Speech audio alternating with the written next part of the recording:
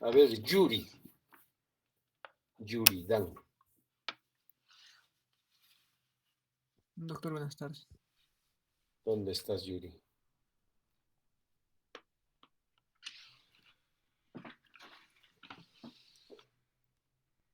No te veo, Yuri.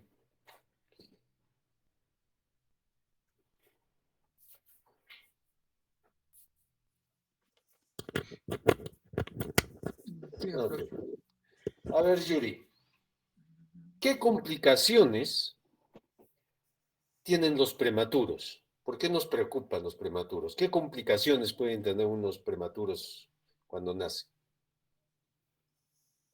Doctor, pierden rápido calor, pierden rápido agua, dependiendo de la situación por la que han nacido. Por ejemplo, un canal de parto contaminado puede acceder más rápido a las infecciones. eh, mm, y hay que tener, digamos, consideraciones en la alimentación, ¿no? Hay que mantener una nutrición enteral mínima para evitar una necrosis. Perdón, claro, la atrofia de las vejigas intestinales, ¿no? Si es que, por ejemplo, la madre no tiene la leche, ¿no? Claro, no puede dar lactancia exclusiva desde un inicio. Uh-huh. A ver, una de las principales causas de problemas que vamos a ver es el síndrome de estrés respiratorio, ¿no? Por la inmadurez. Después están sujetos a traumas obstétricos, hemorragias, sí están las infecciones, ¿no? Sí están problemas de coagulación que tienen, problemas a nivel de cierres de ductos por la inmadurez, persistencia del ductus, mayor cantidad de ictericia. Todo en las complicaciones básicamente es producto de la inmadurez. Hay una última pregunta. José Rodrigo Castelo. Presente, doctor. Hola, ¿dónde estás? Veo. ¿Qué otro? Ok. A ver, José, te nace un niño de 1800 gramos. ¿Cómo lo vas a referir al hospital? Bueno, primero hay que Cosas tener... que tienes que tener en cuenta, así a grosso modo. Bueno, básicamente tengo que mantener estable al recién nacido para poder referirlo, pero primeramente las indicaciones tendrían que ser, por ejemplo, que en NPO, para evitar la hipoglucemia, se le podría administrar dextrosa al recién nacido. Para evitar también la hipocalcemia se podría dar gluconato de calcio. O sea, con todo eso tendría que referido.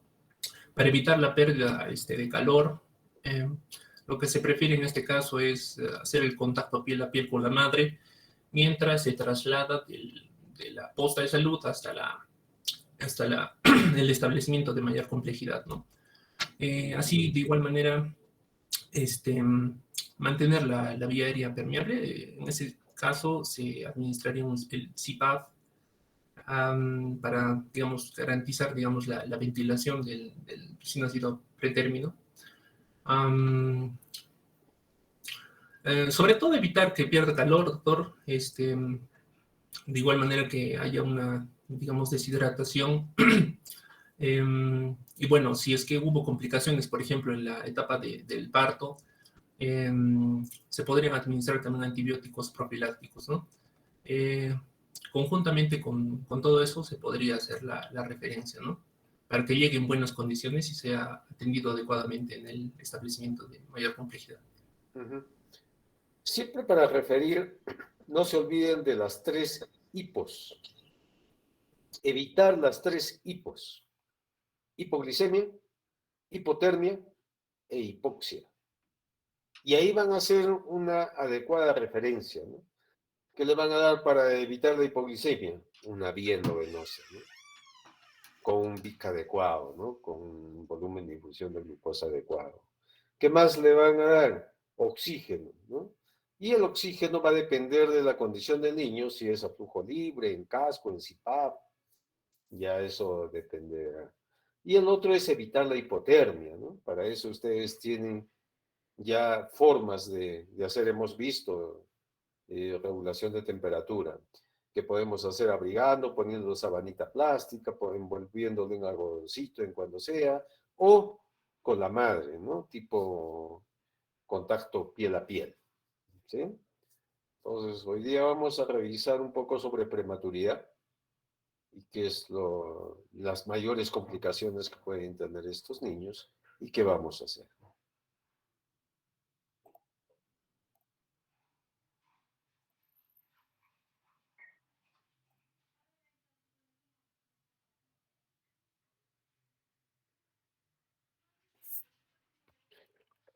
Muy bien.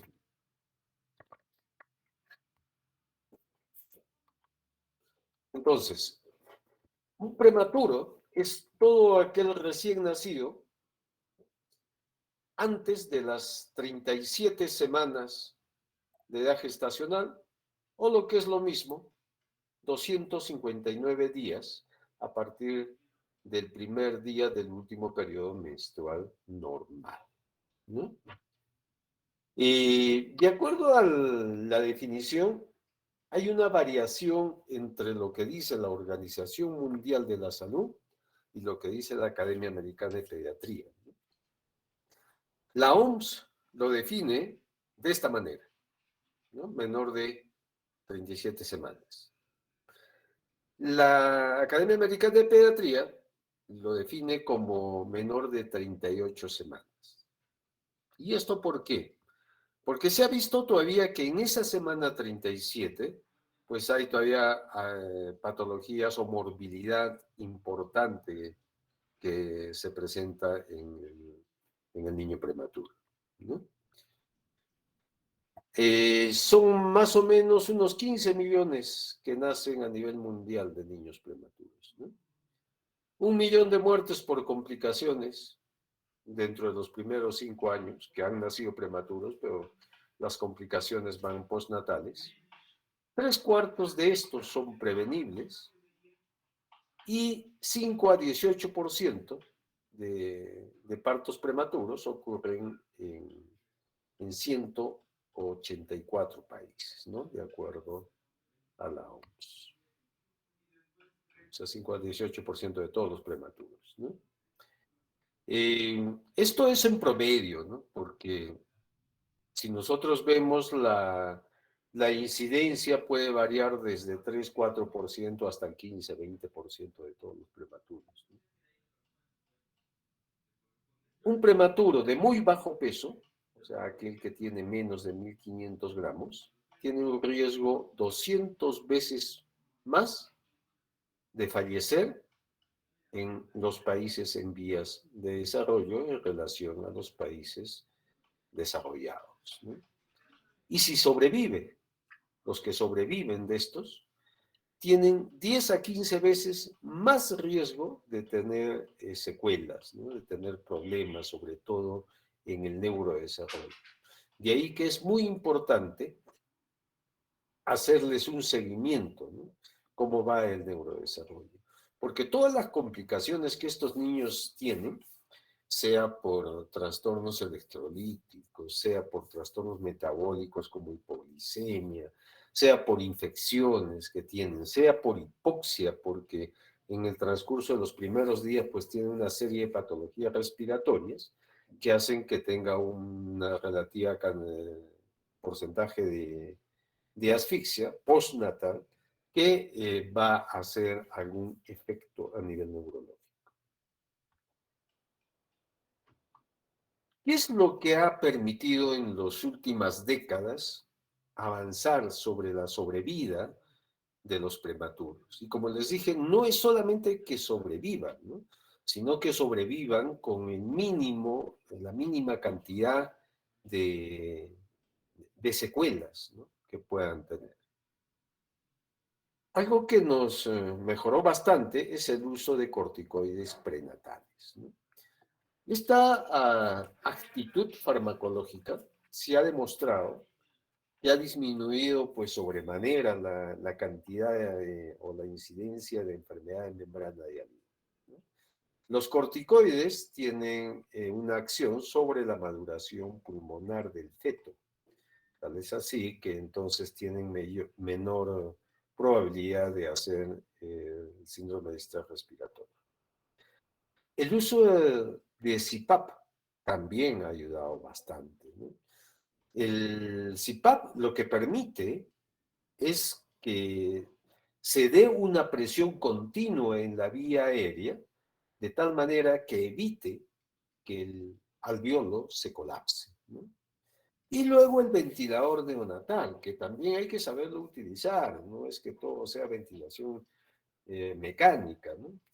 Hace muchos años, a finales del siglo pasado, sí, pues todo era ventilador, ventilador, ventilador, pero también aparecieron problemas por el uso del oxígeno, por el uso de la presión, por el uso del biotrauma, o sea, las infecciones asociadas al ventilador. Entonces, una serie de problemas que inducieron a mayor frecuencia de displasia broncopulmonar, ¿no? Entonces, ese pulmoncito pues se daña. La alimentación parenteral también es algo que ha ayudado a la sobrevida de los prematuritos, porque estaban imposibilitados de alimentarse, ¿no? Con leche materna por la inmadurez. Y esta inmadurez, pues siempre va a ser a diferentes órganos, en este caso hablando del aparato gastrointestinal, más inmaduro mientras menos edad gestacional. Entonces, es difícil tener las secreciones, la motilidad a nivel intestinal de un niño menor de 1500, por ejemplo, ¿no? Los de muy bajo peso. Entonces, ellos son sobre todo los que se pueden beneficiar bastante con la alimentación parenteral total, ¿no? La terapia con surfactante, que apareció por 1987, más o menos, también ha ayudado a la disminución al mínimo de la cantidad de distrés respiratorio o enfermedad de membrana diaria. Actualmente casi en todos los hospitales utilizamos surfactante, ¿no? Exógeno. Y la tecnología pues ha mejorado, ¿no? Los ventiladores ya no son tan lesivos como antes, son más amigables, ¿no? Se acoplan más a la respiración del bebé, no es que le manden la ventilación sí o sí, ¿no?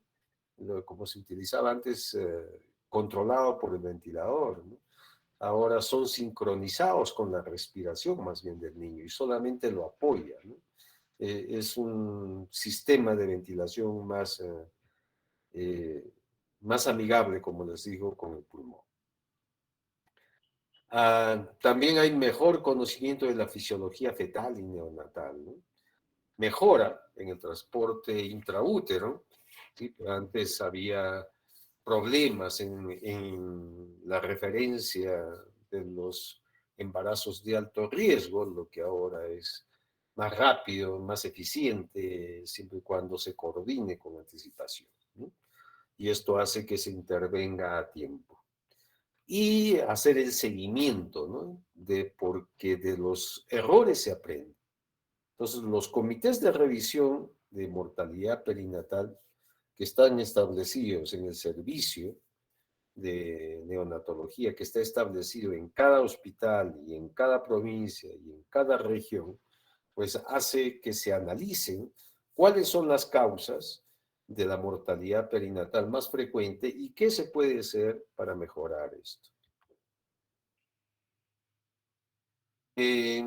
La clasificación de los prematuros se va en dos formas, ¿no? Uno es por edad gestacional, que es la ideal, y el otro es por peso.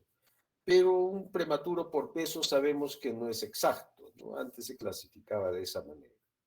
Lo ideal es que...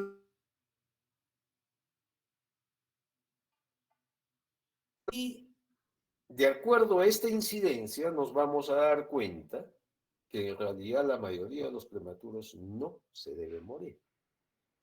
Por ejemplo, Tenemos los prematuros tardíos.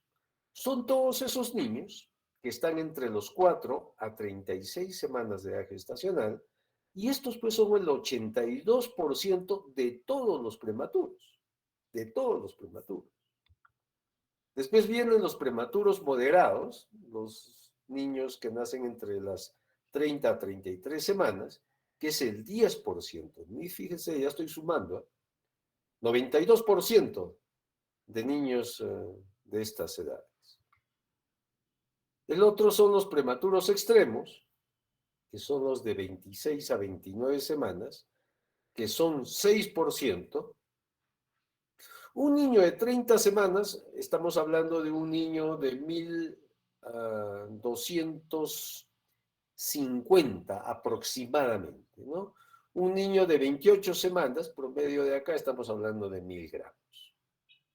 Entonces, fíjense, yo tengo más del 90% de niños que si los trato adecuadamente no tendrían por qué morirse en este momento con nuestra tecnología. Nosotros en salud y sobre todo en cuidados intensivos neonatales en los últimos años a nivel nacional hemos avanzado bastante, ¿no? Antes no se conocían neonatólogos, los pediatras son los que hacían neonatología, entonces ahora ya hay especialistas en neonatología. Y esto ha permitido el avance de los servicios, ¿no? Y ya los últimos son los prematuros muy extremos, que son aquellos menores de 26 semanas o menos de 750 gramos, que es el 2%. Entonces, los de mayor riesgo serán estos niños, ¿no? Más o menos un 8%. Y nosotros, a nivel de sobrevida, a nivel regional, estamos luchando acá. Todavía no tenemos éxito en esta parte. Se nos muere. Pero estamos acá. Hace años ya superamos esto, pero estamos acá. Estamos tratando de sacar niños mayores de 750 gramos, que es en promedio para niños mayores de 26 semanas. O sea, esa sería nuestra viabilidad fetal, ¿no? Probabilidad, lógicamente que este tiene poca probabilidad, este es bastante probabilidad, y estos no se deberían morir a no ser que nazcan pues con alguna malformación incompatible con la vida.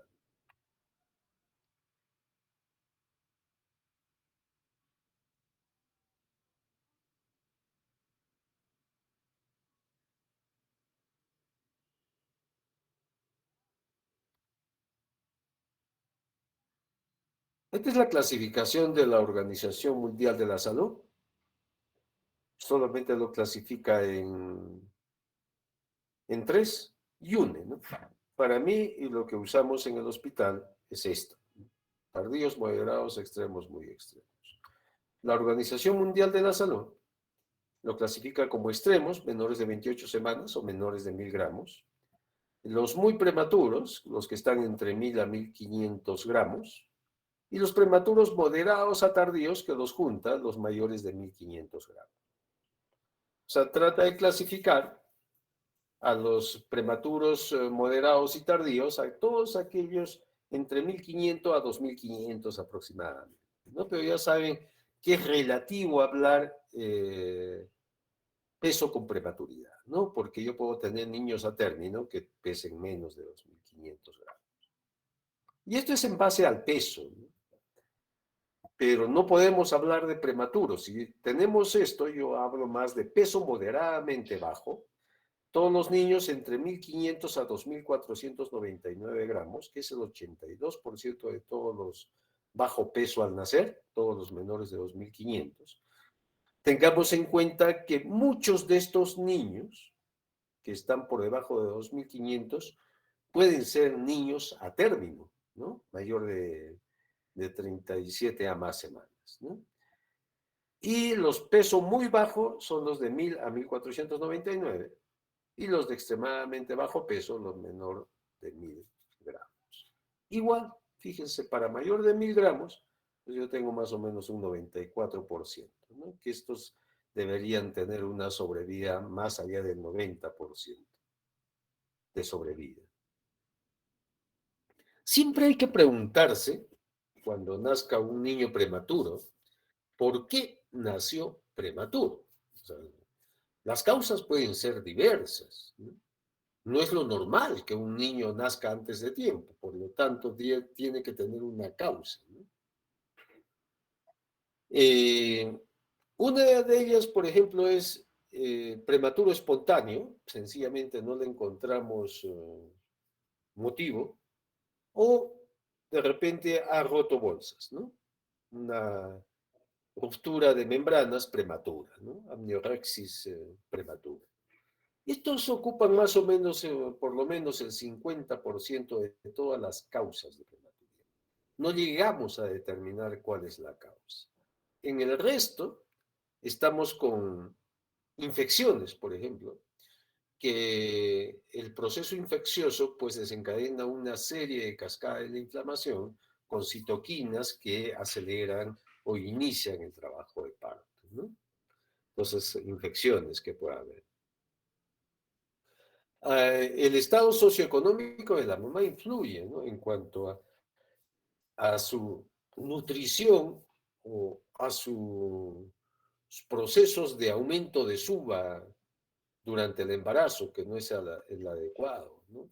El uso de drogas también. Las complicaciones, en realidad, maternas y fetales son causa más o menos del 15 al 25% de todos los prematuros, ¿no? ¿Qué hacer? O sea, ¿qué pueden hacer ustedes frente a una amenaza de parto prematuro? Esto en realidad les corresponde más a obstetricia, pero el tipo de parto aún no es una cuestión resuelta.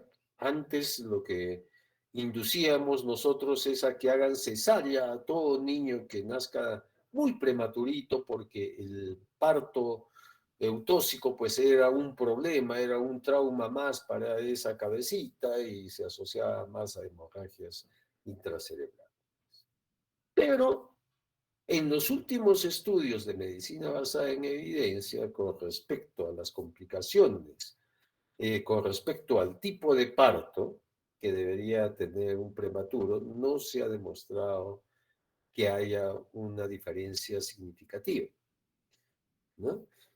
Aunque la cesárea pues es utilizada en el 60-70% de todos los partos prematuros a las 28 semanas, ¿no? Y después desciende conforme avanza la edad gestacional a tasas de 30% en los pretérminos que superan los 34 semanas. Estos son los prematuros tardíos, ¿no? Dentro de los factores sociodemográficos, para disgregar un poco más específicamente las causas, tenemos el bajo nivel socioeconómico, las mamás muy jóvenes, el peso pregravidez bajo o que hayan subido poco durante el embarazo. Dentro de los factores fetales, si hay sufrimiento fetal, que se desencadena el trabajo de parto pretérmino, gestaciones múltiples, que hay más incidencia de que no lleguen a término las gestaciones múltiples en relación a los niños a término. Si hay anomalías fetales, pues también el organismo es como un hábitat selectivo, ¿no? Igual, la mayoría de abortos espontáneos, por ejemplo, es porque ha habido alguna anomalía cromosómica o genética en las cuales esa ha sido la causa de los abortos espontáneos, ¿no? Dentro de los factores placentarios tenemos placenta previa, desprendimiento prematuro de placenta, incompetencia de cervix.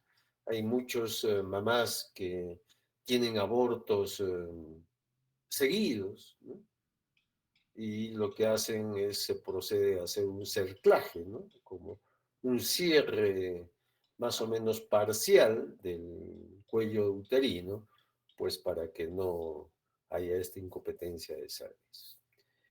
Factores maternos, los más comunes, tenemos la preeclampsia, la hipertensión del embarazo, enfermedades crónicas como insuficiencias renales, cardíacas, ¿no? Cardiopatía.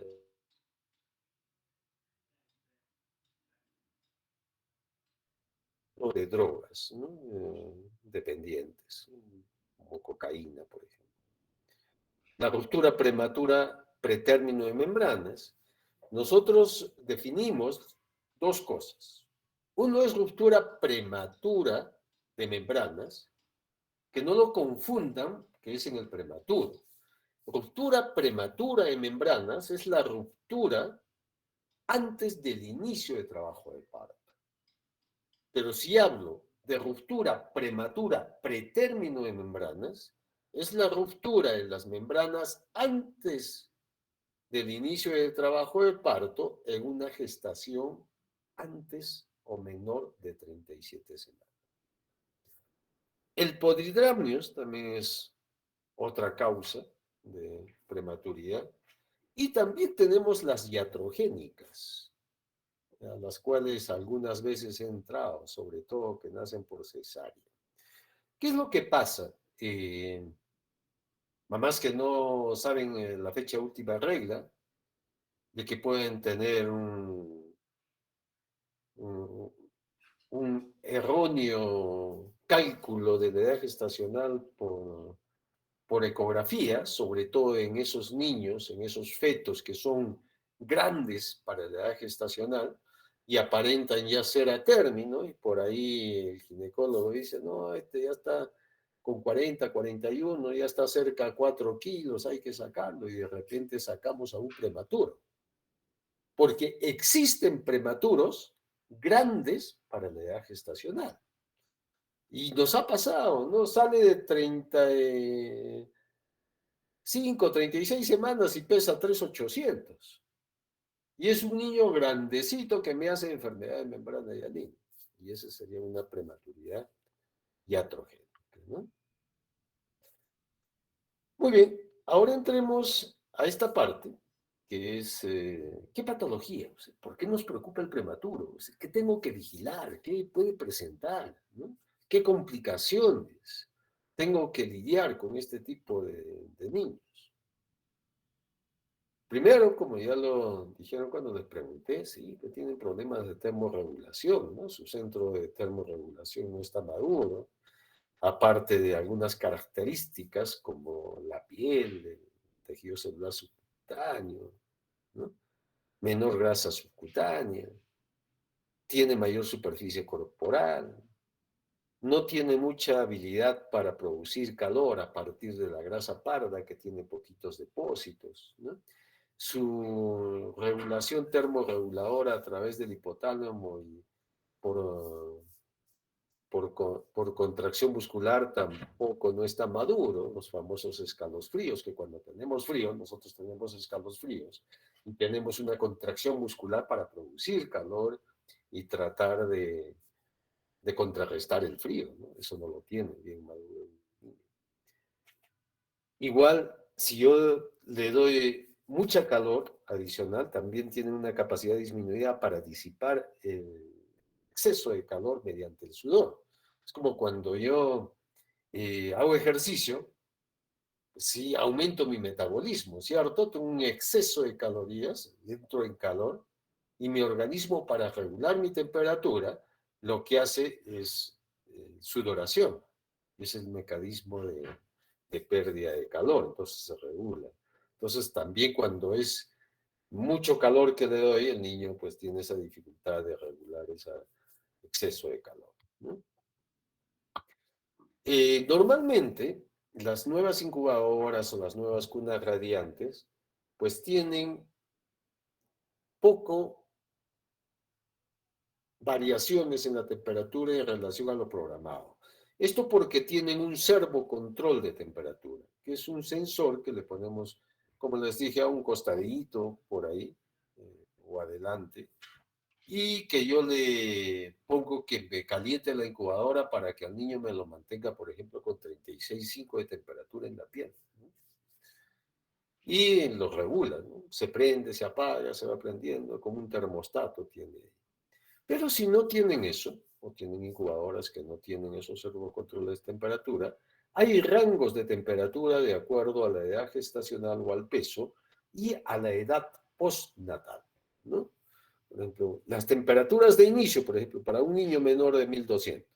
En las primeras 24 horas están pues, entre 34 y 35,5. ¿No? Y esto va disminuyendo conforme el niño va aumentando de peso. Pero también va disminuyendo con el mismo peso para el segundo, tercero, quinto día o a las 3, 4 semanas. Se va disminuyendo, ¿no? Estos son los promedios, por ejemplo. Y, por ejemplo, para ese niño menor de 1200, que empezamos con 35 de temperatura ambiental, en esa incubadora la programo a 35 grados. Después de los 2 días a 3 días estaba en 34. A la semana yo lo puedo poner en 33,5. A las 3 semanas lo puedo poner en 32,6.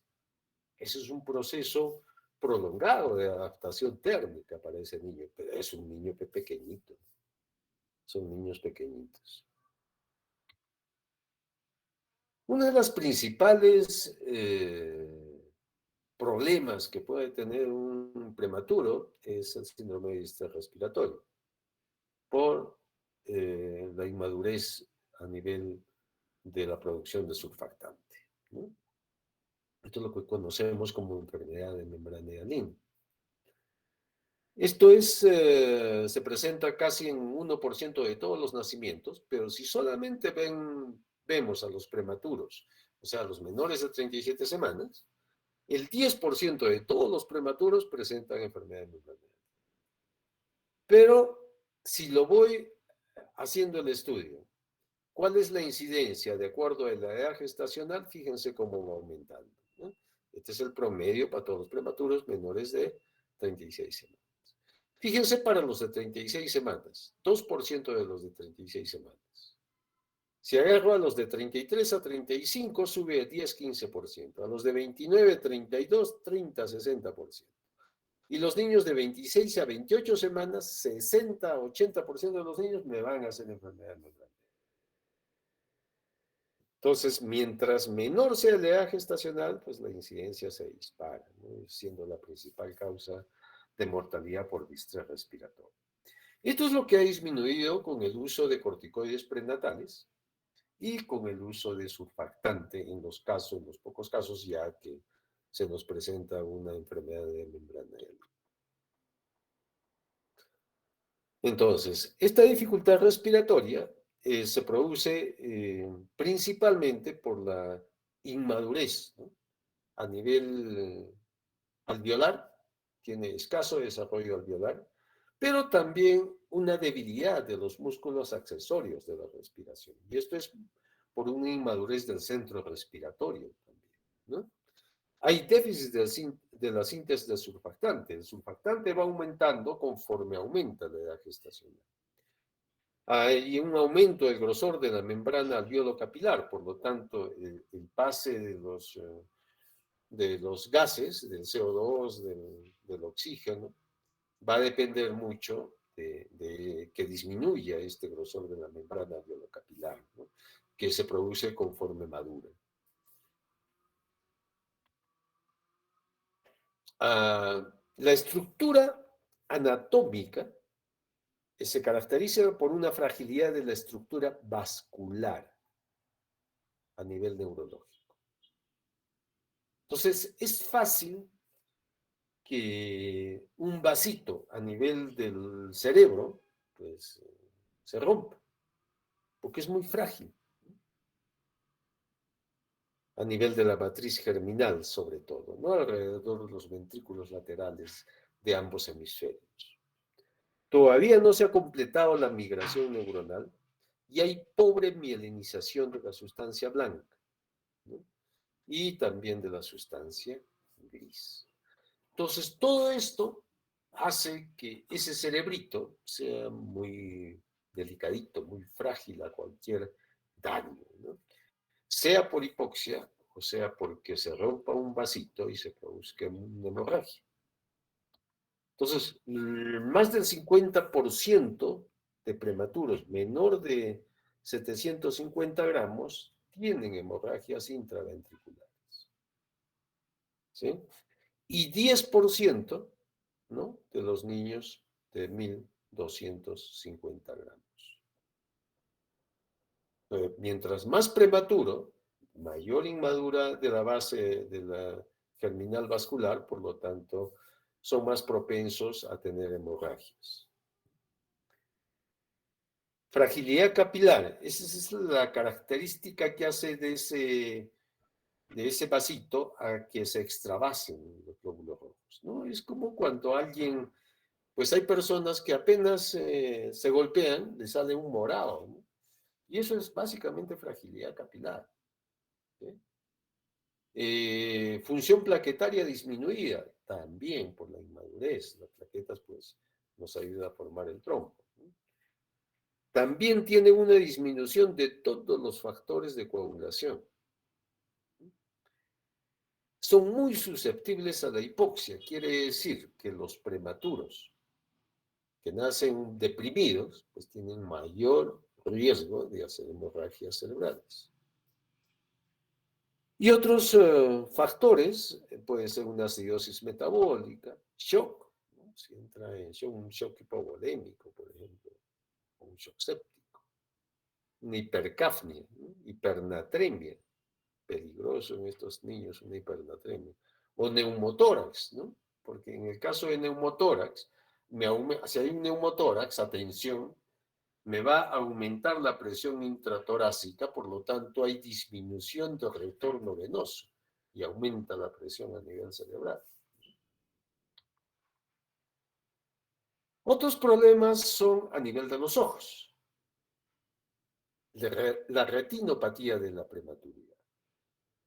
Y esto está muy asociado al uso de oxígeno, que es casi el 100% de niños prematuros que se hospitalizan, pues han recibido en algún momento algo de oxígeno, ¿no? Unos más concentrados, otros menos concentrados, uno por horas, uno por días, otro por semanas incluso, ¿no? La retinopatía de la prematuridad se debe a una detención de la vascularización de la retina, ¿no? Esta vascularización, estos vasos sanguíneos van de la parte de atrás y llegan hasta la periferia, ¿no? Van desarrollando.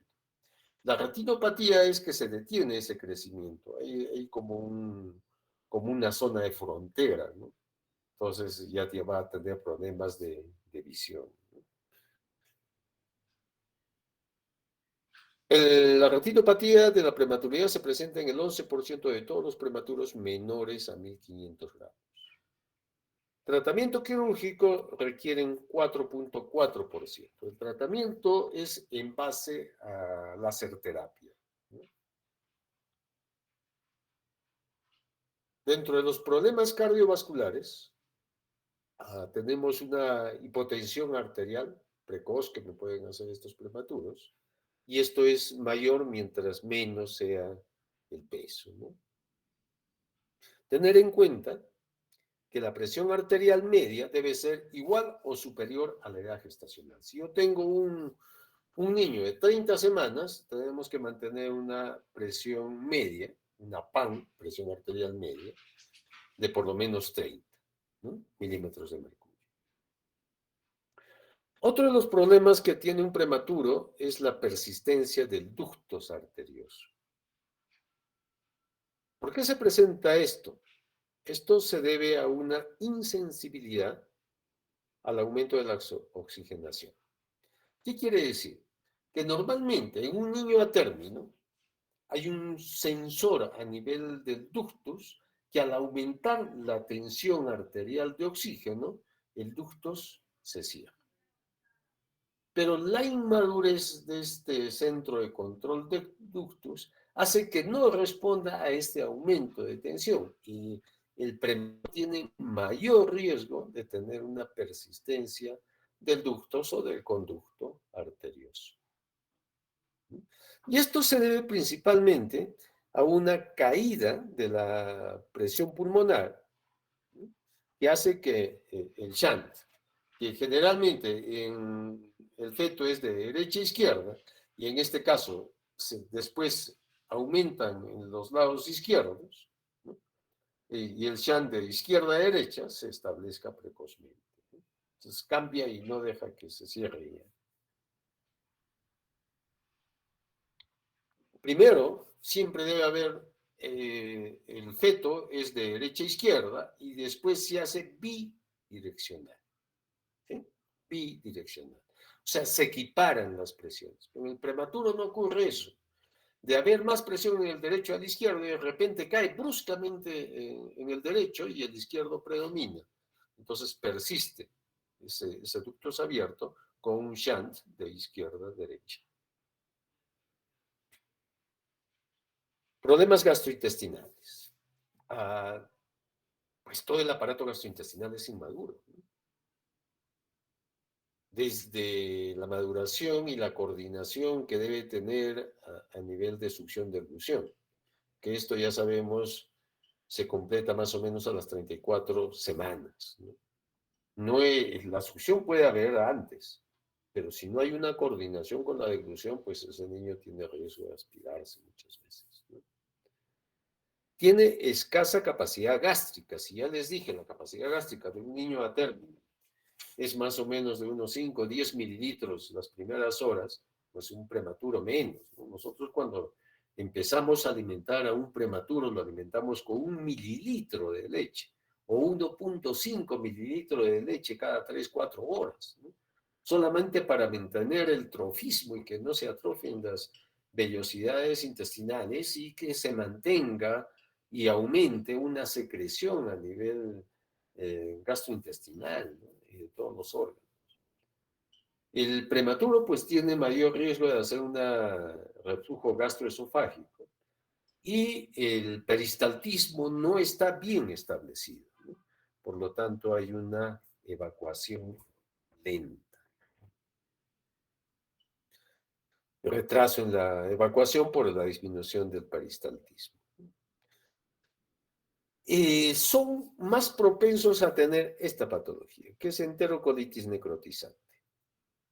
La enterocolitis necrotizante es una patología para niños de muy bajo peso, preferentemente, y en las cuales hay una mezcla de factores de tipo madurativo a nivel intestinal, de tipo vascular, hipóxicos e infecciosos, en las cuales se dice como antecedente, ¿qué es lo que ustedes van a sospechar ante una enterocolitis?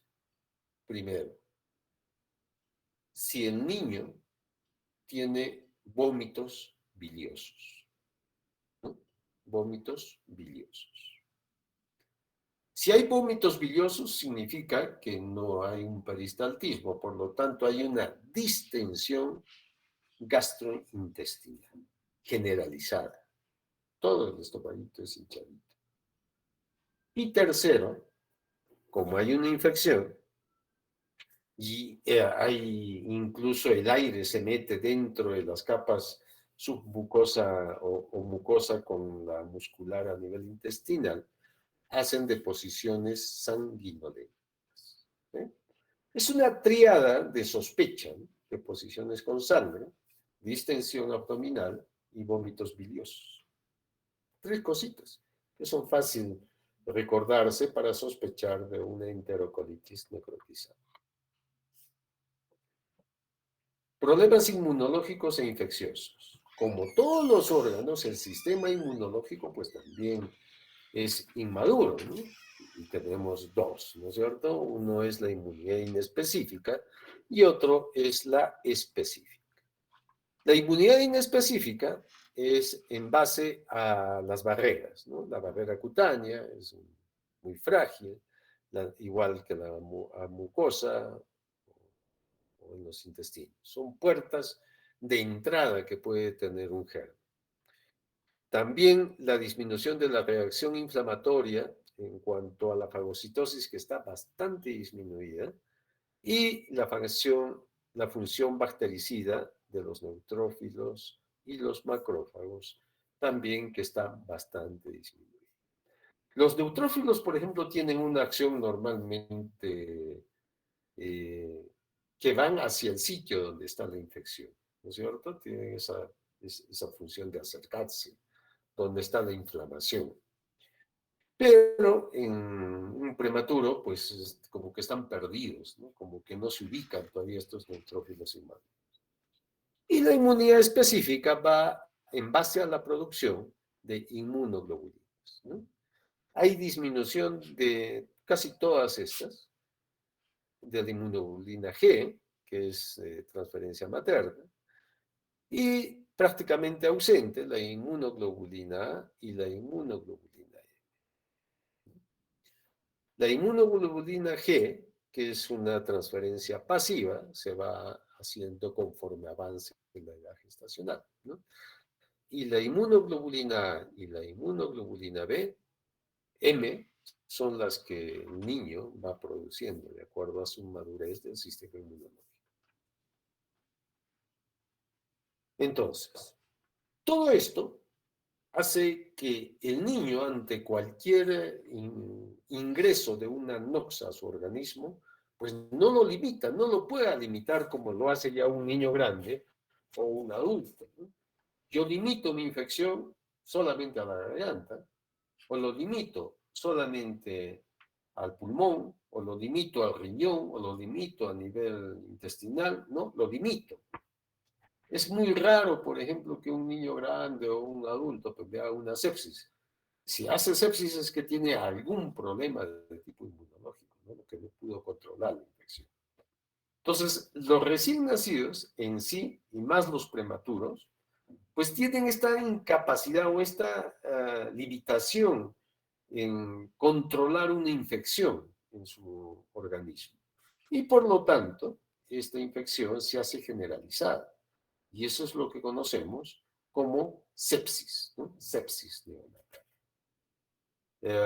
Sepsis nosocomial denominamos cuando un niño no ha tenido riesgo de infección antes de entrar a la unidad neonatal y dentro de la unidad neonatal por una serie de mecanismos de transmisión, sobre todo por instrumentos o por cateterismos, pues adquiere un germen intrahospitalario. Y en ese caso hablamos de una sepsis nosocomial, ¿no?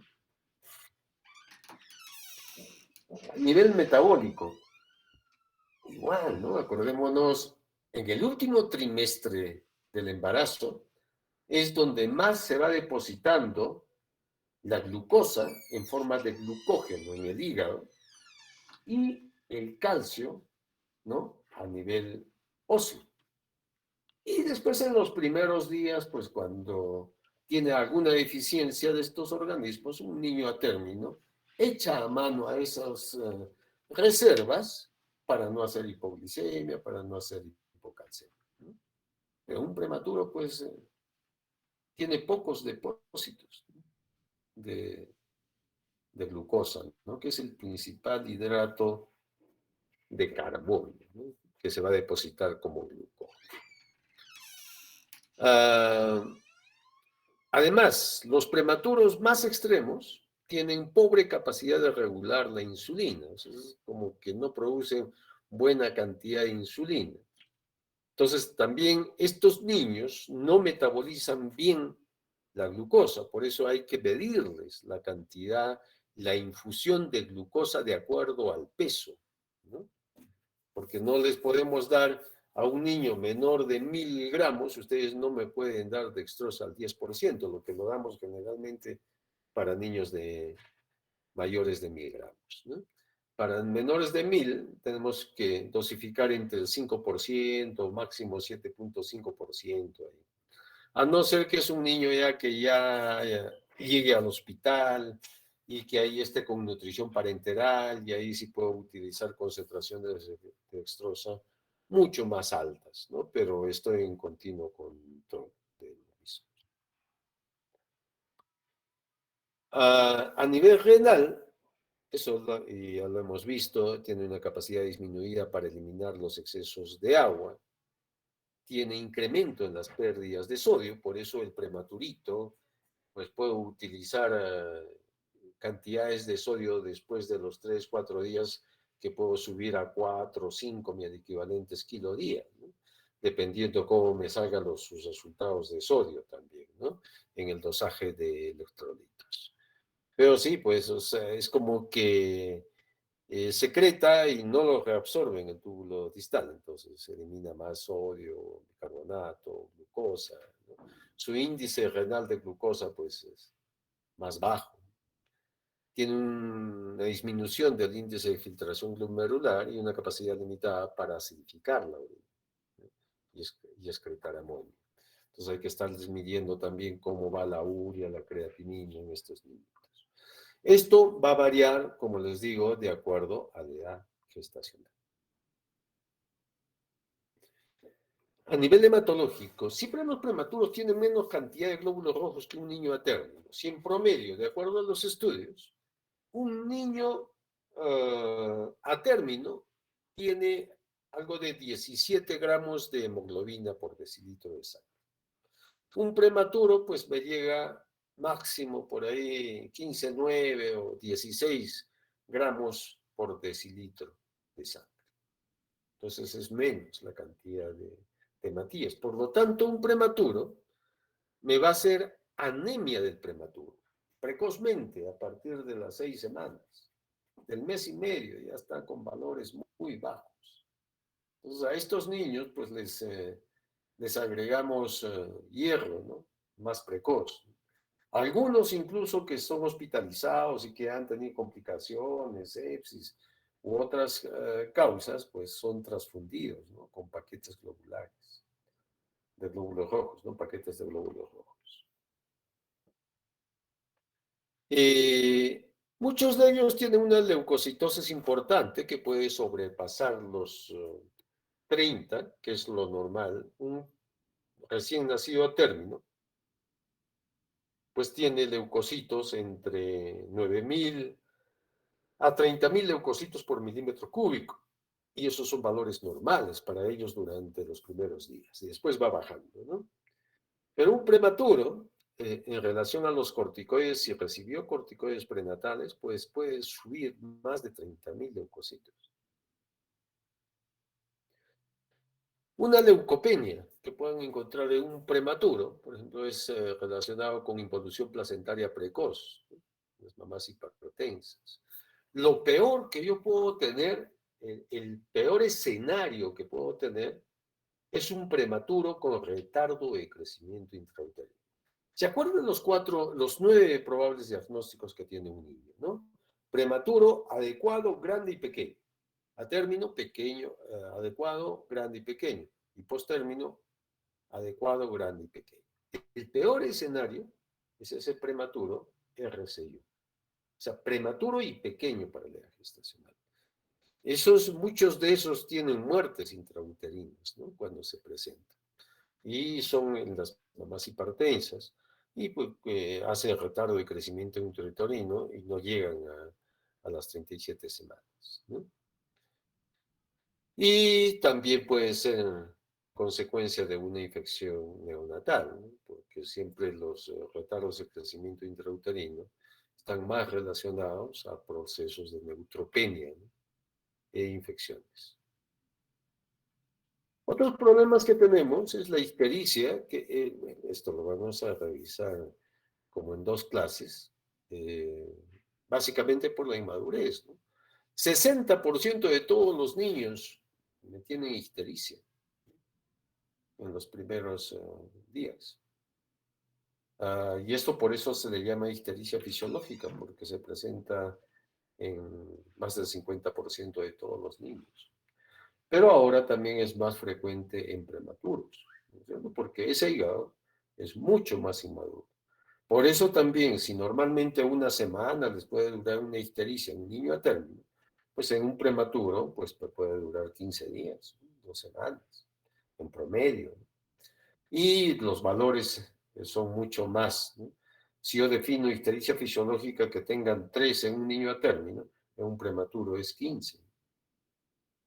El otro es que pueden presentar apnea, que acá estamos hablando de apnea neonatal, no al nacer, ojo, sino apnea neonatal. Todos los niños que nacen y por algún motivo, pues presentan cese de respiración, ¿no? Eso, ahí hablamos apnea neonatal.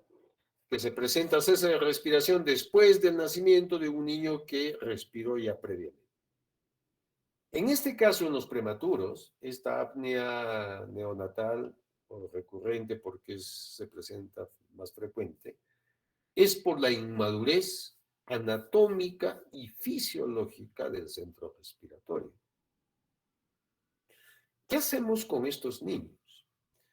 Utilizamos metilsantinas, ¿no? Una metilsantina, que es una teofilina, una aminofilina, una cafeína, ¿no? Actúan como estimulantes del sistema nervioso central, ¿sí? Eso es como que te activan, te mantienen despierto, ¿no? Por eso es donde ustedes, si quieren estar más despiertos, pues están con su cafecito ahí, ¿no? Que los mantenga despiertos. O en el caso mal utilizado, que tiene también un poco, bastante cafeína, es el famoso Red Bull, ¿no? Que actúa también a nivel central y que utilizan mucho cuando salen los fines de semana, sobre todo, ¿no? Para seguir divirtiéndose. Entonces, tenemos metilsantinas para tratar el apnea recurrente. Antes utilizábamos teofilina y aminofilina, pero estos tienen también sus efectos colaterales, ¿no? Y de las metilsantinas, que menos efectos colaterales tienen, es la cafeína. Entonces nosotros sí tenemos cafeína endovenosa que utilizamos para estos niños y después cuando está ya el niño con algo de vía oral, comenzamos a utilizar la cafeína por vía oral. Pero sí es una patología asociada importante del prematuro. Displasia broncopulmonar, al igual que la retinopatía de la prematuridad, es una consecuencia que tienen los prematuros, mientras más prematuro, más la incidencia, que han utilizado oxígeno, que produce una alteración del desarrollo alveolar. Acordémonos que los alveolos, la etapa alveolar, pues termina aproximadamente hasta los 7 años, más o menos, ¿no? O sea, continúa el desarrollo alveolar. Pero el oxígeno hace que haya detención con una formación de bulas, ¿no? O uniones de varios alveolos en una sola, disminuyendo la capacidad de intercambio gaseoso a nivel de la membrana alveolo-capilar, ¿no?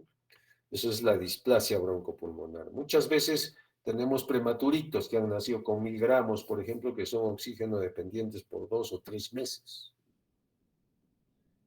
Son niños que posteriormente sí, pues tienen a veces problemas a nivel respiratorio de adulto, haciendo procesos tipo asmáticos o enfermedades pulmonares crónicas, ¿no? Uno de los mayores problemas que hay que afrontar frente a un prematuro es la alimentación. Entonces, lo que hemos quedado con ustedes es de que ustedes me van a probar lactancia materna a todos los niños mayores de 34 semanas, en las cuales suponemos que la coordinación entre succión y deglución está mal, ¿sí? En los menores de 34 semanas, pues lo más probable es que tengan alguna dificultad en el inicio de la alimentación o van a tener que hacer un mixto, ¿no? Parte por la poca leche que pueda tener la mamá y alimentarlo por sondita orogástrica y complementando con dextrosa. Pero en los niños menores de 1500 gramos, sí, lo que tenemos que hacer en ellos es nutrición parenteral, ¿no? Y utilizamos uso de alimentación enteral mínima, ¿no? Lo que se conoce también como alimentación trófica precoz o alimentación enteral mínima. Utilizamos un esquema de unos 10 a 20 mililitros por kilo, ¿no? Si, por ejemplo, pesa 1000 gramos, llegó al hospital, ustedes lo mandaron como lo que hemos quedado, ¿no? Regulando temperatura, con su CPAP, ¿no? Con su dextrosita, no hizo hipotermia. Ese niño empezamos, por ejemplo, 10 mililitros por kilo. ¿Qué significa 10 mililitros en 24 horas? Y más o menos le puedo dar entre 1 a 1.5 mililitros cada 3 a 4 horas. Y eso lo mantengo, ¿no? Por unos 3 a 5 días. No le subo. La idea no es alimentarlo, sino, como dice, es alimentación trófica. Mantener el trofismo, mantener la secreción gastrointestinal, mantener las vellosidades gastrointestinales y que el intestino funcione, porque los movimientos peristálticos de un prematuro están bastante disminuidos. Cuando ya esté aumentando la cantidad de volumen por vía oral, sobre todo que llegue mínimo a 100 mililitros por kilo, ahí es donde comenzamos a fortificar la leche materna. Fortificamos para darle mayor aporte calórico por volumen, ¿no? O por onza. Si normalmente, ¿cuánto hemos dicho que tenía de calorías cada 100 mililitros de leche materna?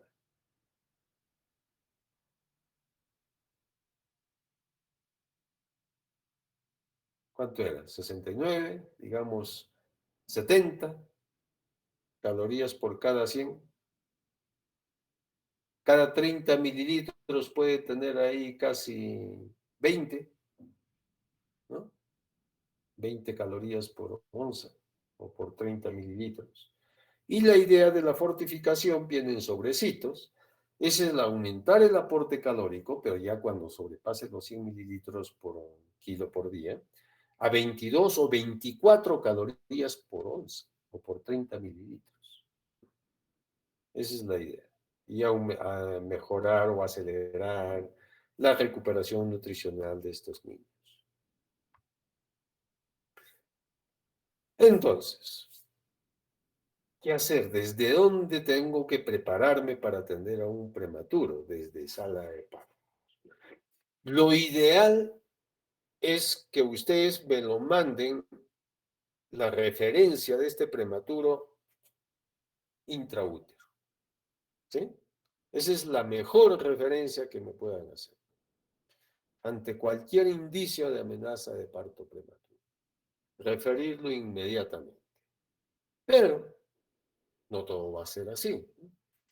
Hay muchos partos prematuros que incluso ocurren en la comunidad. O no tuvieron el tiempo, ¿no? Ya esta amenaza llegó y ya vino en expulsivo. Entonces ustedes tienen que atender. Entonces siempre, todo lo que hemos aprendido en reanimación, ¿no? Preparar, averiguar qué problemas tuvo, preparar todos los medios para atender a ese niño, preparar al equipo. En prematuros menores de 28 semanas, sobre todo, hay que estar preparado para intubar, porque estos van a tener problemas de respiración, ¿no? Si no tienen tubo, pues van a tener que ventilar, pero el problema es que no, cuánto tiempo van a estar ventilando si es que si no se desmejora ese niño, no por mucho tiempo. Ventilar a 40, 60 por minuto. Si la frecuencia cardíaca es menor de 100 por más de un minuto en estos niños, también hay que intubar, ¿no? Ahí cambia un poco las indicaciones de intubación. Son niños que generalmente tienen que estar referidos con tubo endotraqueal. Administrar oxígeno hasta normalizar el estado cardiorrespiratorio, siempre lo va a tener. Tomar temperatura cada 3 a 5 minutos como guía para calor suplementario. En todos los prematuros tenemos que hacer un soporte térmico, ¿no? ¿Qué es lo que voy a mejorar? Y ahí tenemos que recordar los 4 mecanismos de pérdida de calor, ¿no es cierto? ¿Qué ocurre? A nivel de convección por el aire que rodea al niño, radiación, superficies frías que estén cercas, conducción, superficie en que esté en contacto con el bebé, y evaporación si el bebé está mojadito. Entonces, tienen que evitar estos 4 mecanismos para que ese niño más o menos conserve el calor. Preocúpense siempre de la temperatura ambiental, por ahí que sea unos 26 grados idealmente, donde va a estar ese niño. El soporte metabólico e hidroelectrolítico, que habíamos estado hablando, hay que mantener una concentración de electrolitos normales. Ya sabemos que en las primeras 48 horas pues no les vamos a dar electrolitos. El volumen, sabemos que va a ser de acuerdo a la tablita que les di, de acuerdo a la edad gestacional. Mantener un volumen urinario mínimo de 1 mililitro kilo día, mínimo, sabemos que es de 1 a 3 mililitros por kilo por hora, perdón, es kilo hora. Y esto hay que tratar de mantenerlo por el volumen, ¿no? Si hay mucha pérdida insensible, por ejemplo, ahí vamos a tener que aumentar el volumen adicional si hacemos un balance hídrico después de 12 a 24 horas. Igual, mantener un metabolismo celular mínimo de 40 calorías por kilo día. Esto lo hacemos con un BIC de 4 a 6, ¿no? Más o menos, pero eso es lo basal, eso no va a servir para que el niño crezca.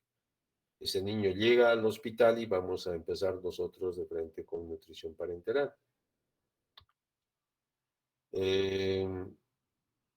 ¿Cómo darle el soporte respiratorio? Depende de lo que tenga, ¿no? De repente el niño no está con dificultad respiratoria mucho, pero solamente necesita oxígeno a flujo libre por una canulita o por un casquito de oxígeno, ¿no? O de repente sí está con tiraje, retracción, quejido, ¿no? Que es lo que me dice que tengo que utilizar CPAP. Ya cuando llegue al hospital, si es que es necesario, ahí están los ventiladores mecánicos. Surfactante exógeno no lo van a tener. No es que los centros de salud tengan surfactante, esto solamente es de uso de hospitalario.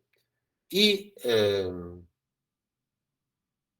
por eso les decía, lo ideal sería eh, que el niño venga a nacer al hospital, ¿no? Que venga intraútero. El manejo de apneas se puede hacer con cafeína, como les dije. En cuanto a otras cosas que tenemos que ver en la termorregulación, hay que disminuir al mínimo los requerimientos energéticos, ¿no? Y evitar todos los 4 mecanismos de pérdida de calor, ¿no? Para eso, si tienen una incubadora de transporte, pues sería lo ideal, darle oxígeno húmedo y tibio. Ojo, siempre tiene que ser más o menos tibiecito. Entonces, ustedes pueden poner en el frasquito humidificador agüita tibia, ¿no? Para que más o menos se entibie. Lo malo que se va a enfriar rápidamente, ¿no? Y te van a estar constantemente cambiando el agüita tibia, ¿no? La idea es hacerle un microclima, y ese microclima le podemos hacer mediante una bolsa de polietileno, ¿no? Una sabanita plástica, cubriendo la cabecita con gorrito. Acordémonos que la cabeza viene a ser en el prematuro más superficie corporal que un niño a término todavía en relación a su cuerpo, ¿no? Colocarlo bajo un nidito para que esté acurrucado y así no esté extendido, porque si no va a perder más por mayor superficie corporal expuesta, ¿no? Vestirlo bien, ni bien salga de su gravedad, ¿no? Entonces, esto es lo que podemos hacer ya, bueno, esto es en el hospital, pero ustedes lo pueden hacer incluso esto vestidito y después ponerlo, ¿no? De tal manera que hacer su microclima. Bueno, acá lo podemos hacer en un hospital esto porque la sala en sí está termorregulada, ¿no? Esto es lo que les mencionaba la vez pasada, esas actúan como si fuera de doble pared. Estas plásticas, pues yo me conseguía de muchos equipos, ¿no? Que llegaban al hospital protegidos con este que tiene un globito de aire ahí, ¿no? Son excelentes. El otro es el soporte circulatorio. Hay que utilizar una estrocita con un pic adecuado. Ya sabemos que para el prematuro, ahí de 5 a 6, preferentemente glucosa, ¿no? Y para mantener una presión arterial adecuada, ¿no? Si hace anemia, pues hay que corregir la anemia. Eh, la anemia la corregimos en un prematuro generalmente después de los 4 semanas. Si es antes, pues es por transfusión de paquete globular, ¿no? El manejo de conducto arterioso patente, hemos estado utilizando paracetamol endovenoso para este caso, para estos casos, ¿no? Pero eso hay que utilizarlo precozmente igual, ¿no? No puedo utilizar una persistencia del ductus arterioso al mes, por ejemplo, porque ya hay una vascularización, hay un fibrosamiento del conducto, entonces ya no se va a cerrar. Y va a tener que cerrarse después, si persiste después de un mes, pues quirúrgicamente, ¿no?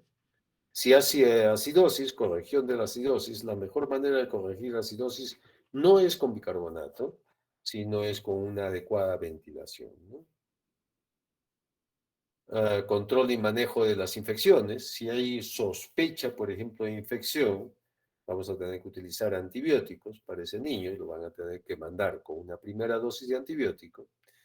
El soporte nutricional al comienzo va a ser por una dextrosita o mixta con leche o netamente después ya recuperación nutricional con leche de la mamá o fortificada, ¿no?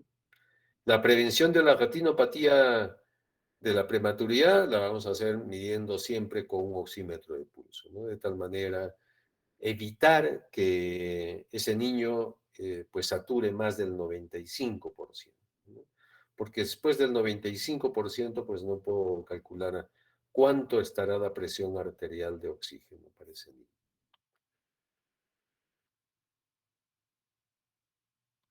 ¿Qué problemas puede tener?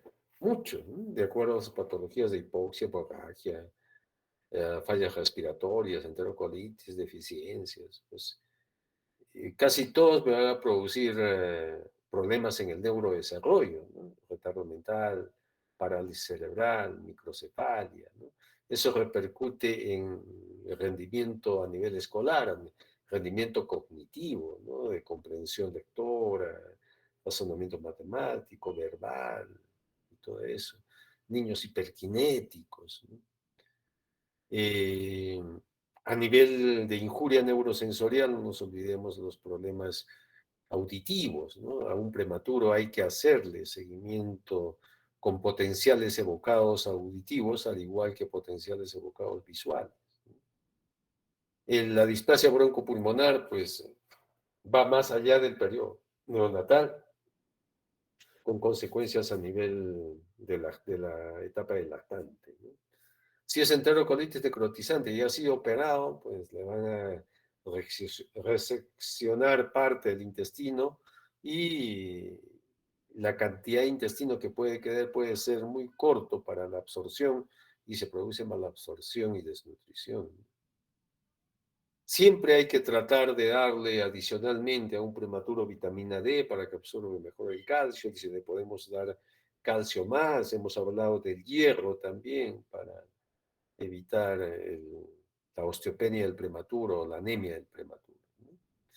Otra de las cosas que el prematuro está sujeto es a maltrato, negligencia, ¿no? O muertes súbitas por el cuidado que necesita, ¿no? Muchas veces un prematuro, cuando lo hemos tenido nosotros más de un mes en el hospital, y llamo a la familia y les digo, está de alta el bebé, pues ya tiene más de 2 kilos, está lactando bien, no tiene ya oxígeno, ¿no?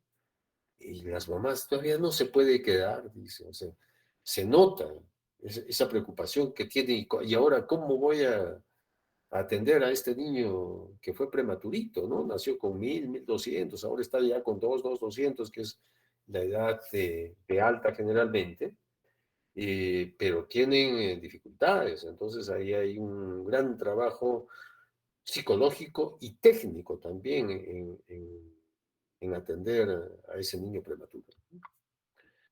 Criterios para alta es cuando ustedes van a recibir a este niño en su centro de salud, se les va a hacer una contrarreferencia, ¿no? En esa contrarreferencia van a estar los diagnósticos del alta y qué es lo que queremos en el seguimiento, ¿no? ¿Cuándo damos de alta a un prematuro? Cuando esté succionando directamente, ¿no? No esté con sonda y esté succionando bien directamente en la madre, sobre todo, ¿no? La mamá ya viene días previos al alta, es como una especie de preparación, ¿no? Que el niño se acostumbre al pezón materno. Que ya la temperatura esté estable, ¿no? En la cuna, con el niño vestido, ya no en una incubadora. Generalmente a los 1700, 1800 gramos nosotros lo sacamos ya de una incubadora y lo ponemos en una cunita, ¿no? Vestidito ya, ¿no? Que tenga una ganancia de peso constante, en promedio unos 20 a 30 gramos por día, y si es más, mejor. Que esté libre de apneas y bradicardias. O sea, no puede ser que esté todavía con algunos periodos de apnea ahí y la mamá no va a saber qué hacer si el niño no respira y a veces puede ser hasta por secreciones nasales, ¿no? Que tenga una buena oxigenación, respirando aire corriente. Son muy pocos los niños que hemos dado de alta con oxígeno a la casa, sobre todo en los casos de displasia broncopulmonar, ¿no? Pero para el alta, muchas veces nosotros vemos la condición de la mamá. Si la mamá tiene una condición educativa, sobre todo, alta, ¿no? En las cuales sea bastante responsable en la utilización del oxígeno, del oxímetro, porque tiene que irse con un oxímetro y oxígeno que lo tiene que ir cambiando. Hay muchos niños que pueden retirar recién el oxígeno después de los 3, 4 meses, ¿no? Y no lo podemos tener tanto tiempo en el hospital.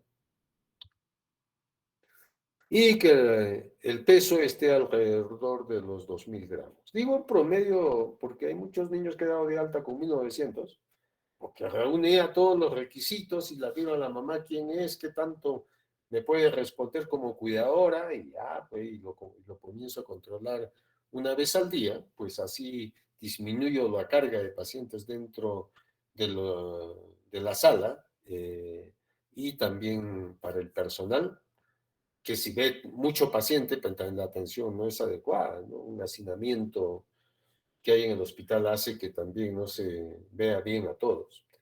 Muchas veces cuando la mamá sube mejor de peso que en el hospital.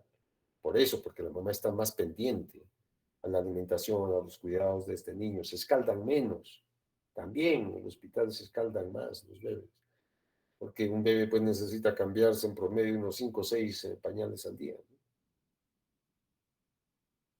Hay otros niños que llegan a los 2000, pues, y todavía es necesario el oxígeno, no se van de alta. O a los 2000 todavía tienen succión débil, no se va de alta, ¿no? Siempre tienen que reunir todas las variables, ¿no? Muchos niños yo le pondría otros criterios además, ¿no? Que es la accesibilidad de su domicilio. Muchas veces, no, yo vivo acá en Huancaro, para nuestro hospital sería ya cerca, cualquier cosa nos los traes. A que me diga, pues vivo en una comunidad donde tengo que caminar 2 horas del centro de salud. Ese es un problema, ¿no? Nos da un poco de duda.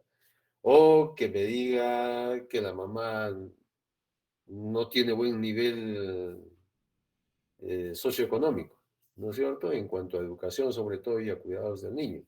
Entonces ahí también hay cierta duda. Para el seguimiento, ¿qué me tienen que hacer? Hay que hacer sobre todo el seguimiento nutricional, ¿no? Cómo me debe ir ganando de peso. Y hacerle cada cierto tiempo un control del neurodesarrollo. Ver o descarte de la discapacidad motora, sensorial, ¿no? Cuando ya está más grandecito que tenga dificultad para el aprendizaje, que haya una buena integración familiar, ¿no? Que sea bien atendido. Siempre hay un riesgo en los prematuros 3 veces más de hacer muerte súbita, ¿no? Ustedes saben que muerte súbita es aquel niño en los cuales no tiene ningún factor de riesgo adicional, pero por ahí lo dejaron después de dormir, quedó y le encuentran sin signos vitales, ¿no? Las infecciones respiratorias son algo que es muy común en los niños prematuros que les damos de alta, ¿no? Y esto condiciona reingresos ya no en nuestro servicio, sino en los servicios de salas de pediatría, ¿no? La aparición de hernias inguinoescrotales son frecuentes también en prematuros. Hay que tener en cuenta esta deformación. Los prematuros pues tienen una cabeza no tan osificada, ¿no? O sea, la densidad ósea del cráneo es poca, por lo tanto, hacen deformaciones craneales por posición. Hay muchos que les dan un casquito, les ponen, ¿no? O les ponen su rodete para la cabeza para que forme bien el occipucio, sino se aplana si es que la parte del occipucio o la parte lateral también cuando tienen mucho tiempo de una parte lateral, ¿no? Porque el niño pues todavía no controla la cabeza. Normalmente un niño a término controla al tercer mes, ya está controlando la cabeza, ya está moviendo la cabeza por un prematuro. También pueden tener hipoplasia maxilar, palidad rojival, ¿no? Malposición dental, maloclusión, y la mayoría pues necesitan esos tratamientos de ortodoncia cuando les salen los dientes, ¿no? Y por último, para no aburrirlos, un poco hablar sobre esta técnica de canguro. Esta técnica de canguro la propuso en el año 1978 Edgar Rey, es un médico colombiano, como una especie de equiparar la eficiencia de equipamiento en las salas de la maternidad o la maternidad de Bogotá, ¿no? En Colombia. Algo parecido a lo que es la maternidad de Lima, que es el hospital pues, del país donde más partos se producen, ¿no? Entonces no había muchas formas de darles calor adicional a estos bebés por la falta de incubadoras. Entonces se creó este método que le llamó técnica de canguro, que ahora la conocemos más como contacto piel a piel, ¿no? Un año después, un año o 2 años después, se unió a su estudio Héctor Martínez. Entonces, entre estos dos, pues desarrollaron varios estudios de la utilidad y las ventajas que tiene este método canguro en situaciones de deficiencias en países, sobre todo como el nuestro, en los cuales no hay mucha tecnología, ¿no? Objetivos a prematuros que ya hayan alcanzado estabilidad fisiológica y no necesitan apoyo ventilatorio importante, que tengan una estabilidad térmica más o menos, o sea, que estén fuera de la incubadora ya, y que en las salas, pues, al crecimiento se demostró que el mantener una temperatura más acorde de contacto piel a piel favorecía el aumento en gramos por kilo, ¿no? Significa colocar el recién nacido sobre el tórax de su madre o padre. Al final, cualquier persona puede hacer la técnica de canguro, ¿no? De este contacto piel a piel. El personal, muchas veces el personal de salud en el hospital les ha dicho, ya, pues ayuden ustedes cuando las mamás no podían venir al comienzo de la pandemia en los años 20, por abril, mayo, junio, y si había tiempo, pues el personal pues lo hacía, ¿no? La técnica canguro. ¿Qué es lo que les da? Calor, ¿no? Por la temperatura corporal de la mamá o del papá o de la persona que está haciendo la técnica. En el caso de la mamá, pues tiene además que está cerca la alimentación, favorece la lactancia materna, mayor protección frente a infecciones, mayor estimulación permanente, tiene un mejor neurodesarrollo. Y la otra parte es la seguridad de la mamá que ya se acostumbra mucho a su bebé y favorece ese vínculo afectivo de amor hacia su hijo, ¿no? Entonces, ventajas son muchas para el recién nacido y también para los padres, ¿no? El niño comienza a mejor regulación térmica, disminución de apneas y bradicardias, porque está en continuo contacto, ¿no?, con la mamá y lo está vigilando. Mejora saturación de oxígeno porque mejora la ventilación, la respiración. Aumenta el sueño profundo, ¿no?, disminuye el llanto, mejora la ganancia de peso, como les dije. Y para los padres, pues favorece la autoestima. Siempre a veces cuando la mamá le dijeron que es un prematurito y cuando nace y le dijeron que nació con 1000 gramos, 1100, pues, ¿qué es lo que piensan los padres? Los padres siempre piensan, se me va a morir mi hijo, ¿no? Entonces es ese sentimiento a veces de culpa que les embarga el hecho de haber dado a luz a un bebé que está en peligro. Pero cuando ya está estable y se le trata de incluir en el manejo del bebé, en el manejo de su salud a diario, pues eso mejora pues, su autoestima, ¿no?, de que están haciendo algo bueno por su hijo. Entonces sí tiene esta disminución de sentimientos de culpa, de ansiedad, ¿no? Aumenta el dominio del cuidado del niño, se familiariza bastante con la tecnología de las unidades de cuidados intensivos o intermedios, aumenta la producción de leche y prolonga la lactancia materna y favorece el vínculo. Entonces es algo que se puede hacer con todos estos bebés en esas condiciones, como les dije, que ya esté más o menos estable, ¿no? Muy bien, eso es lo que les quería hablar sobre estos prematuritos. Si tienen alguna pregunta, ya no a contestarles.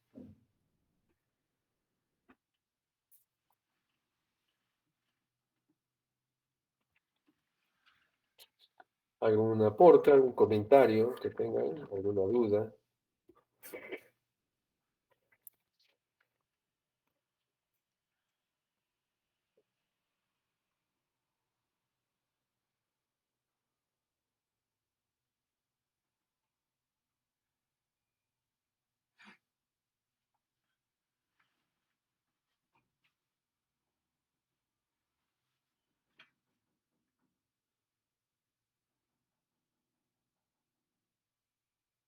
¿Sí? ¿Alguna duda tienen sobre lo conversado? ¿No? ¿Me preguntas? ¿Aporte algo que hayan leído aparte? Una de las cosas que más me gusta de la docencia es que yo también sigo aprendiendo a ver algunas cositas, algunos tips que me puedan decir.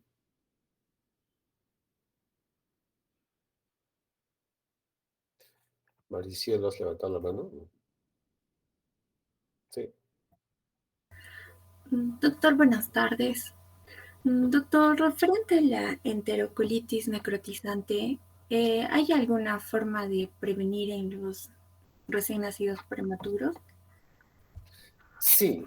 El uso de corticoides prenatales también se ha visto que disminuye la incidencia de enterocolitis. Entonces es algo que podría hacer para evitar que se presente, ¿no?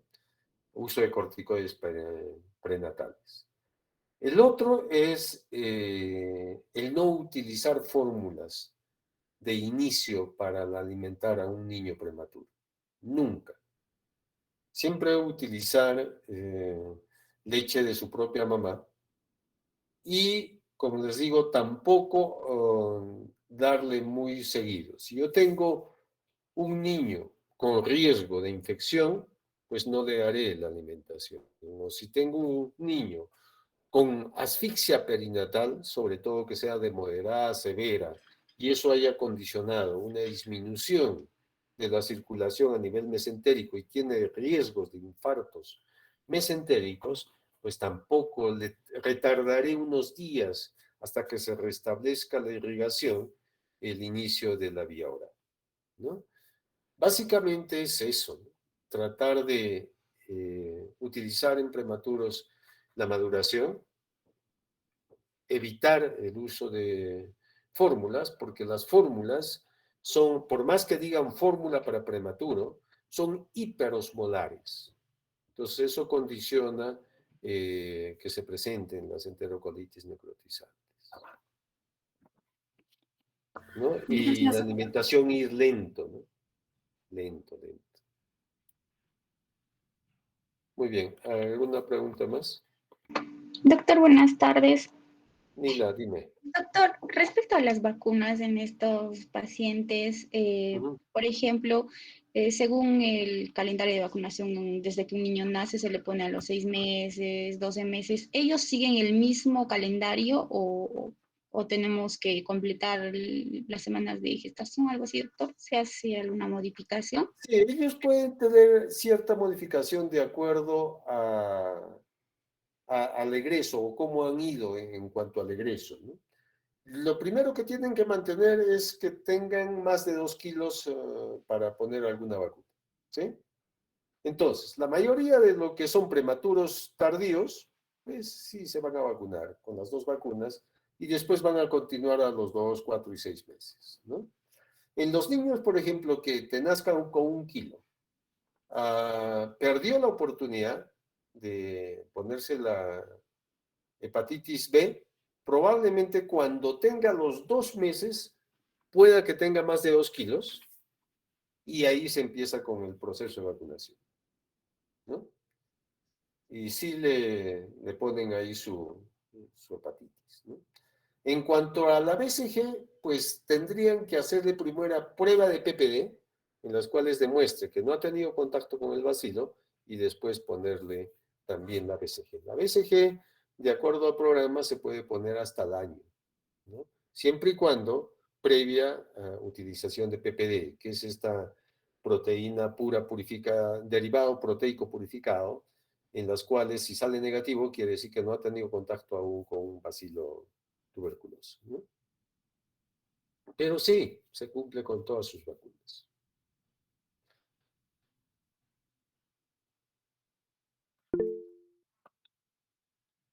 Mirla, dime. Doctor, tenía una duda en cuanto a las complicaciones a largo plazo. ¿Cuál es el papel que cumple, ¿no? El bajo peso al nacer en pacientes que van a desarrollar, ¿no? Hipertensión arterial. Más que prematuros, son los RCIU. O sea, si tú tienes un niño prematuro con retardo de crecimiento intrauterino, o sea, pequeño para la edad gestacional, en ese caso, esos son los niños que probablemente te van a desarrollar hipertensión arterial en el adulto. Hay un tema muy interesante que hace muchos años ya se puso de moda, que es enfermedades crónicas del adulto de inicio precoz en la infancia.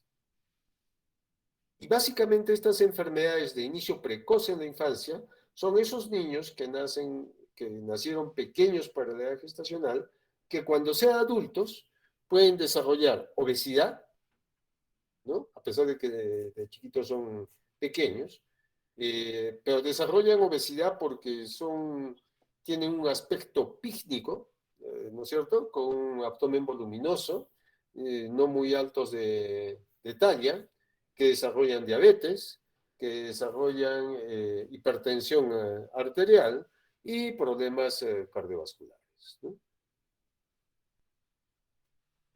Sería en ese caso. Gracias, doctor. ¿Algo más, chicos? Muy bien. Nos vemos el día jueves.